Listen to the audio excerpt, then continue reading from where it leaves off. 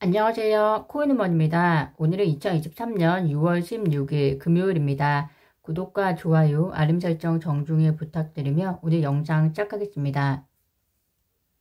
암호화폐 공포 탐욕 지수가 47로 공포에서 중립으로 전환된 날입니다.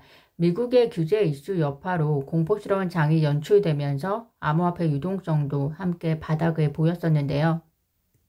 FOMC 이야기 잠깐 하면은 사실 6월 금리 동결은 CME 패치에서도 보여주었듯이 거의 기정사실화되어 있었기 때문에 투자자 입장에서는 늘 관심이 있는 것이 바로 앞으로의 일입니다. 그래서 우리가 늘 파월의 연설에 관심을 가지고 있는데요. 파월의 연설은 우리가 우려했듯이 에너지와 식료품을 제외한 근원소비자 물가지수가 생각보다 떨어지지 않았었기 때문에 매파적인 발언들이 주로 이루었습니다. 또한 점도표 역시 50bp 금리 인상이 더 필요하다는 것을 보여줌으로써 앞으로 두 번의 금리 인상 가능성이 있음을 우리가 배제할 수가 없는데요. 암호화폐 시장은 규제 이슈와 함께 이런 파월의 매파적인 발언을 그대로 가격에 반영했다면 미국 증시는 또 반대의 현상을 보여주고 있습니다. 오늘 새벽도 미국 증시는 상승과 함께 장을 마감했는데요. 물론 워낙에 AI 등 미국 기술주들이 강세를 보이는 것도 있지만 파월의 연설 중에서도 경기 연착륙이라든지 긍정적인 멘트에 오히려 투자 심리가 몰입되지 않았나 생각해 봅니다. 보시는 것처럼 나스닥과 비트코인의 상관관계도 그 어느 때보다 최저치를 보여주고 있다는 것은 그것을 또 증명하고 있다라고 생각이 되어지고요. 이번 6월 FOMC에 대한 회의록이 발표가 되면 앞으로 연준의 통화 정책에 대한 여러 가지 예측들이 더 가시화가 되겠지만 현재 일부 분석가들은 파월이 6월 FOMC 연설 중에 6월의 금리 인상을 스킵이라는 단어를 쓴 만큼 스킵이라는 단어를 분석해보면 7월에 금리 인상은 있을 것이다 라고 그래서 파월도 모르게 스킵이라는 단어를 썼을 것이다 라고 이야기를 하는 쪽도 있습니다. 현재 CME 패치에 의하면 7월에 25bp 금리 인상이 약 69% 예측을 보여주고 있고요. 이후에 쭉 금리가 동결이 되다가 내년 3월 이후에나 금리가 인하될 가능성이 조금씩 높아지는 것으로 보여집니다. 세계 최대 자산 운용사 블랙록이 현물 비트코인 상장지수 펀드를 SEC에 신청했다는 소식입니다. 그리고 비트코인 ETF는 관리자로서 코인베이스 커스터디를 지정했다고 하는데요. 잘 아시다시피 아직까지 SEC는 선물 기반 비트코인 ETF는 상장을 허용했으나 현물 기반 비트코인 ETF는 승인하지 않고 있는 상황입니다. 그런데 블랙록이 신청했으니 이야기가 달라질까요?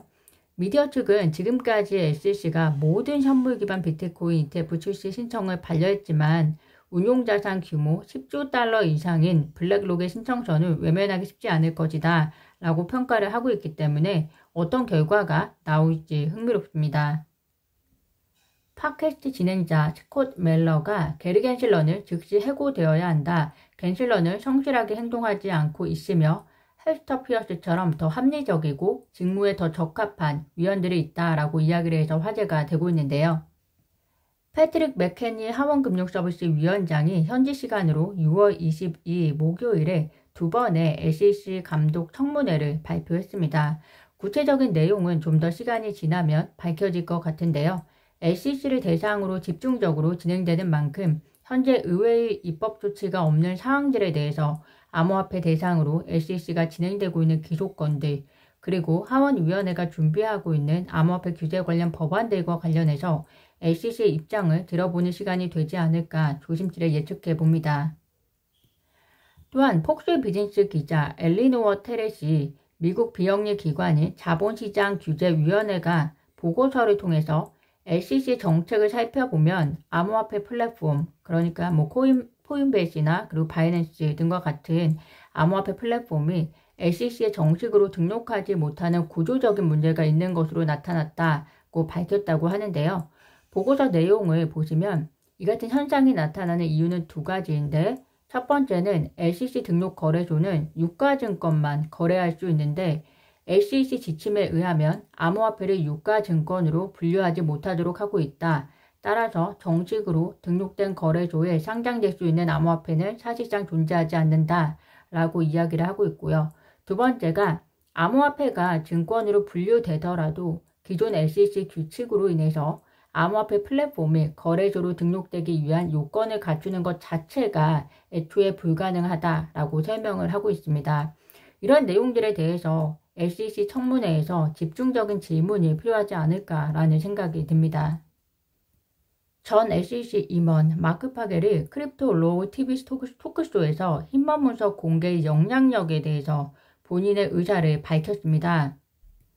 크립토 로우 설립자인 존 디튼 변호사가 파겔에게 힘먼 이메일들이 공개적으로 공개되었는데 SEC 사람들에게 당혹스러운 일입니까? 아니면 별일이 아닌 것입니까? 또 이메일에 대한 전반적인 생각 외에도 그런 관점을 제공해달라라고 질문을 했습니다. 파겔의 의견을 결론적으로 말씀드리면 파겔은 힘먼 이메일이 윤리적인 측면에 좋지 않은 영향을 줄 수 있다라고 생각을 한다고 하고요. 또한 힘먼의 연설이 도출된 논리적인 근거들에 대해서 본인을 포함해서 아마 SEC 직원들도 매우 좌절감을 느끼고 있을 것이라고 생각을 하지만 관련 문서가 리플과 SEC 소송에 대해서 영향을 미칠 수 있는 폭탄을 포함하지는 않는다고 생각을 한다고 합니다. 특히 이미 이번 소송에서 SEC 주장이나 논리들은 약했다는 것을 우리가 다 알고 있지만 힘먼의 이메일이 공개되면서 더 약해진 것일 뿐이라고 그는 이야기를 하고 있고요. 또 리플의 공정한 고지 방어에도 몇 가지 사항이 추가가 될 수 있지만 더 강화시킬 만한 것은 없다라고 언급을 했습니다. 그의 말은 SEC가 그동안 보여준 규제의 불명확성 그리고 소송의 논리 부족들이 이미 드러난 상황이기 때문에 힘먼 이메일이 리플의 주장을 조금 더 강화시켰다고는 생각하지만 그것이 이번 소송에 있어서 열쇠와 같은 역할을 했다고 볼 수는 없다라고 이야기를 한다고 저는 해석이 되어지고요. 저는 이번 소송에 있어서 근거로서 힘먼의 이메일 공개는 매우 의미가 있었다고 보는 쪽인데요. 그런데 갑자기 궁금한 것이 많은 사람들이 폭탄과 같은 내용들은 없었다고 하는 힘먼 문서를 SEC는 왜 1년 6개월 동안 7번의 법원 명령을 통해서야 마지못해 공개했을까라는 궁금증이 듭니다. SBI CEO가 비트코인이 본질적으로는 자산으로서 가치가 없지만 리플 XRP는 탄탄한 실수요를 바탕으로 장기적으로는 번창할 것으로 믿는다라고 발언을 해서 화제가 되고 있는데요.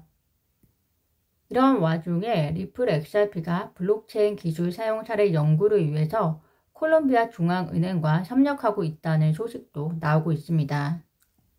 장이 좋지 않은데요. 그럼에도 불구하고 리플의 비즈니스가 그동안처럼 흔들리지 않고 계속되어 가면서 굳건한 기반을 확장해 나가기를 기대해 봅니다.